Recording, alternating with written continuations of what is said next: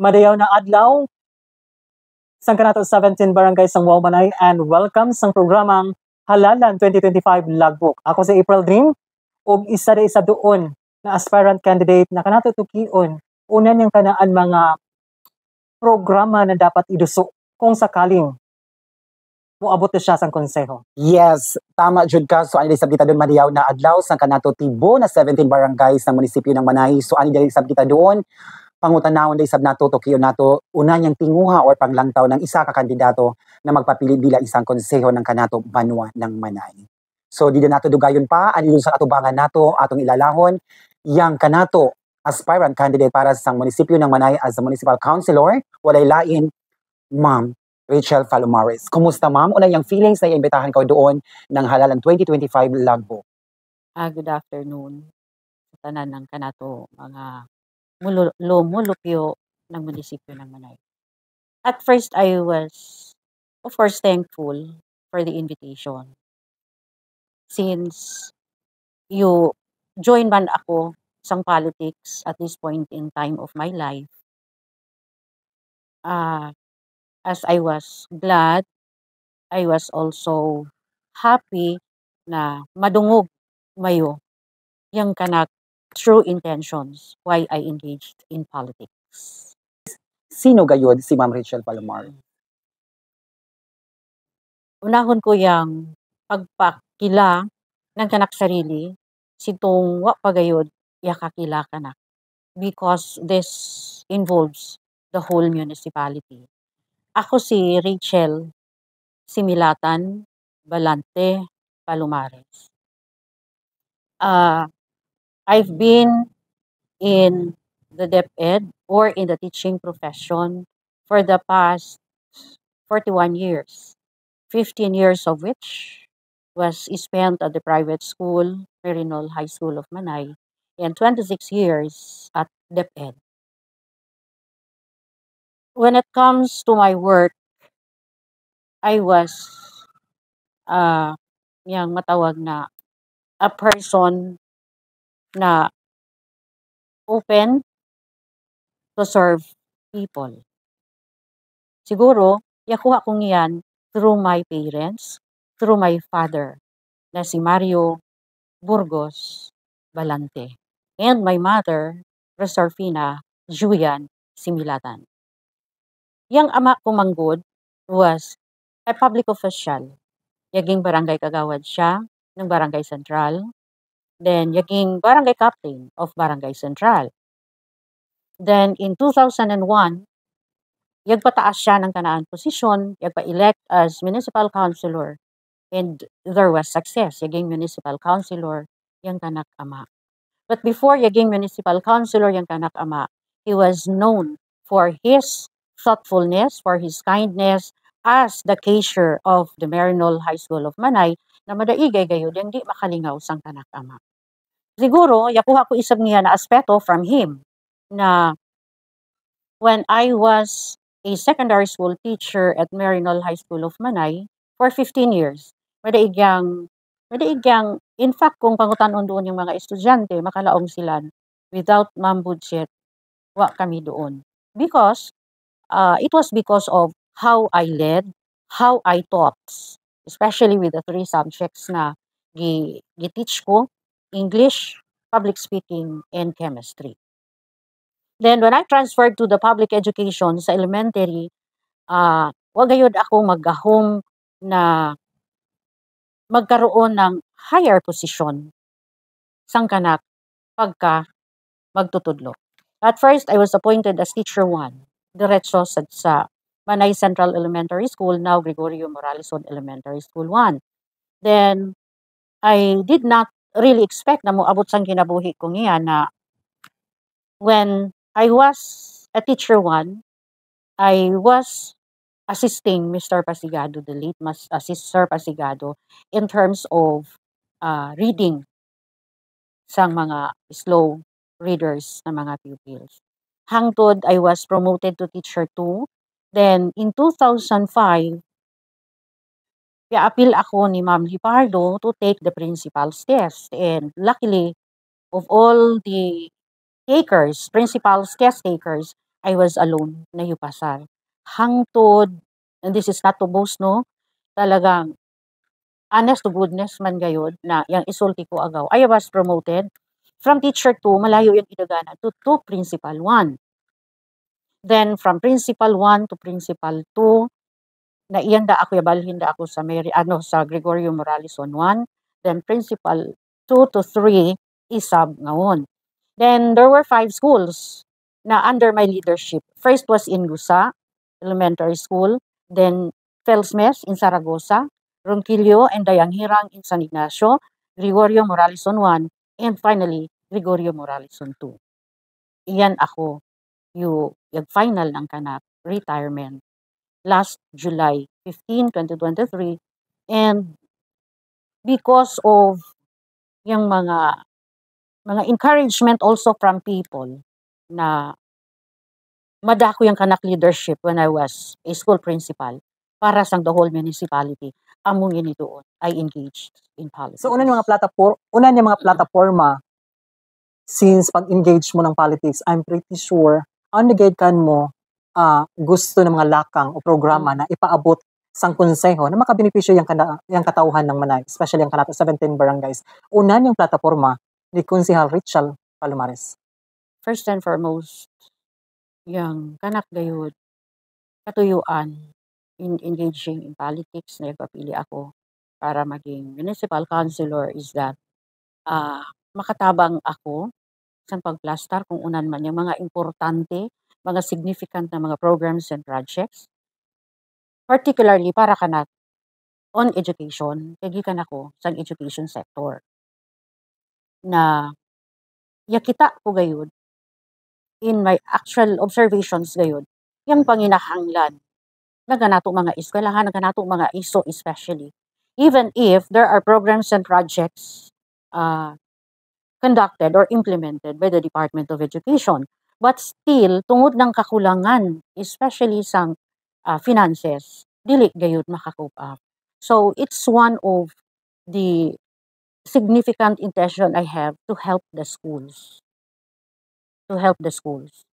Then another is yung priority ko is on senior citizens, yung mga senior citizens, and then the women's, and the agriculture sector, the fishermen, tanan si ang mga kinahanglan ba na mabos ng kanato municipality.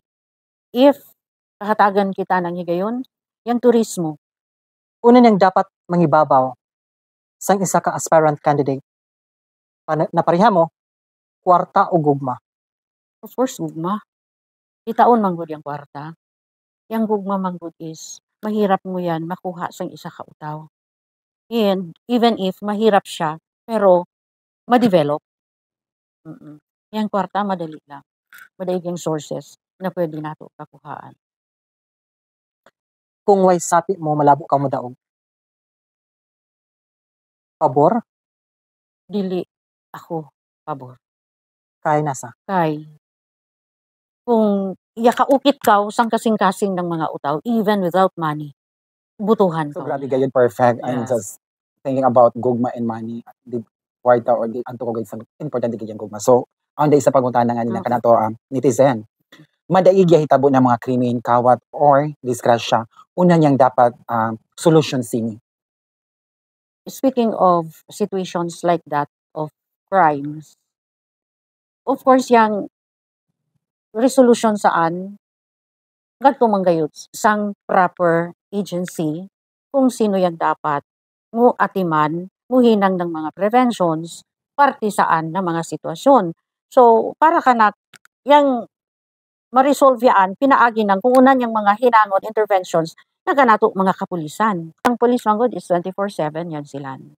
So, kung visibility isab nila sa isa ka lugar, siguro, malesen yung panghitabo. Pero yung first department kayo na makatabang saan or makasolve, yung kanato, Philippine National Police. Pabor ka ba sa mandatory drug testing ng government official or government employee? Of course. So, there's nothing to worry kung aun man mandatory drug tests. Pabor. Of course, oo, Pabor. oo. Yun na nga sa basta way ka nato giisip na negative, why not? Kay dapat wala mang exemption supposedly. Walang exemption para maisip-isab ng community na well and good na pati mga officials i-drug test. Oo, para maging model. Pero para kanang for as long as our conscience is clear, then we have nothing to worry. Unang ganyang diferensya or difference ng pag-survey mo sa edukasyon kumpara sa kanato lungsod gayon 17 barangay. Actually, kung hisgot kita ng difference, in terms of leadership, walang difference how leadership is applied. Walang difference niyan. Hain magdiferensya ngadto sang way of leading a group. And magdiferensya isab sang number of people na ihawidan ng isa ka leader. In my case, nang eskwelahan ako, limitado. Limitado kayang when it comes to number of people, amo man lang yun gining hawidan ko, amo lang. But in terms of finances, dako yung diferensya. Ngayon da mag-differ. Kaya na nga sa yung DepEd, kami, sang school, mga school heads, depend lang kayo isab ng resources from DepEd. Ngayang itawag na maintenance and other operating expenses na ihatag sang isa ka eskwelahan. And tungod kay limitado lang siya, limitado lang gayud isab yang implementasyon, yang maaring ihatag ng isa ka leader. Pero sa kanak experience, there were times na dili da ako mag-isip daw personal da kong yan na kwarta, yang gamit or what. So, singod siyan. Pero kung galaw kita ng the whole municipality sa munisipyo, lahi, ang gayod isab, kalahian in terms of finances, kay mas dako yung kwarta na para itabang sa mga tao. Recently, the municipality of Manay was declared as first-class municipality. You feel mo? I-feel ko man siya, especially para kanak na yag-exert sila ng efforts, para makabot niyan na level, no, pagka first class municipality. So target nila yung guideline. Women's Month is coming or approaching. Una ni kan mo programa kung sakali na iduso sang kanato konseho para sang kanato mga kabubayan. If ever na makapasok ako sang konseho, yung isa na programa kay isa man na ano ko yung women's yung livelihood program, especially sitong mga lang pasagaw minus yung income. So, and other activities na ma-involve na supposedly para kanak dili lang daw March, yung involvement nila, ang gaw niyang quarterly, na iyan silan, tapos ang hinangon na for income generating project ng mga women's na in return, maka-share sila ng whatever gain from that IGP. Ano nga the perfect women's empowerment? Para kanak yung how they involve themselves also in community activities, community projects. In the basang kanato mind kung una nato pag-handle ng mga dapat ihatag nato na serbisyo sa mga Oo, para kanak ang kanak mga adida, ang kanak gayud. Lahi manggod ako when I lead, mulid gayud ako na kung what my sources ko outside, basin pati personal sources ko, pwede ko for so long na makatabang ako sang kautawan. In fact, dili ngini panghambog. In fact, I already have identified schools na beneficiary ng kanak activity. Doon ng Friday, February 14, I will be in Mabasa Integrated School. Kay magkandak ako for the whole school. Dili lang pili na mga iso, kundi for the whole school, a meal share. in which tanan ng mga iso and the teachers will be able to benefit the meal share. Sopas, then with bread, then with egg and juice. Tanan ng mga iso, why pili? First school kung yan doon na pagani ako makaingkod, aunday kanak community activity with our schools in Manay. Wow. Let's have fun naman po. Magkakaroon tayo ng fast talk. Ito, first up, listahan ng ayuda o listahan ng programa? Programa. Pagmatada or pagkambyuda? Pagmatada, More pera or more kaibigan? kaibigan, From 1 to 8 na posisyon ng konseho ng Sangguniang Bayan sa Sangguniang Bayan ng Puhon, una niyang gusto mo na pwesto. bisan hain. 1 to 8. 1 to 8, 1. Wow!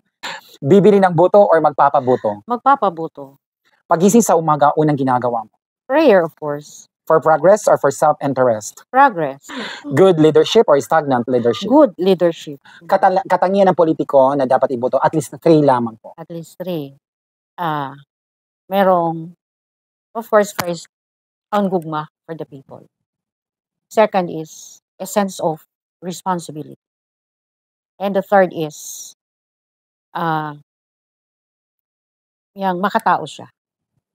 Kumpletuhin ang statement, walang sayang ang boto mo kung... Iboto niyo ako. Ano ang paborito mong number ngayon? 14. Oo, hindi. Maarte ka ba? Hindi, oy.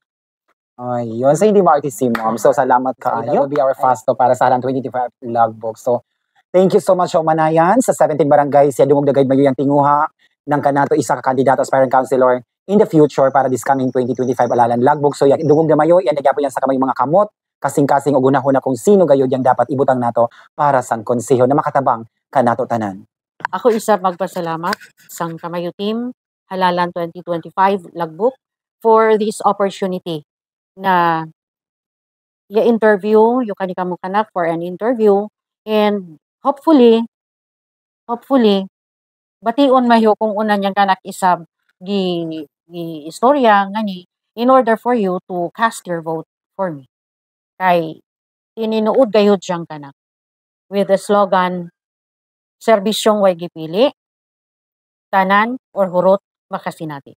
Number 14 sa balota, Rachel Similatan Balante Palumares. Thank you so much sa kanato 17 barangays ng Waumanay. Again, Studio He.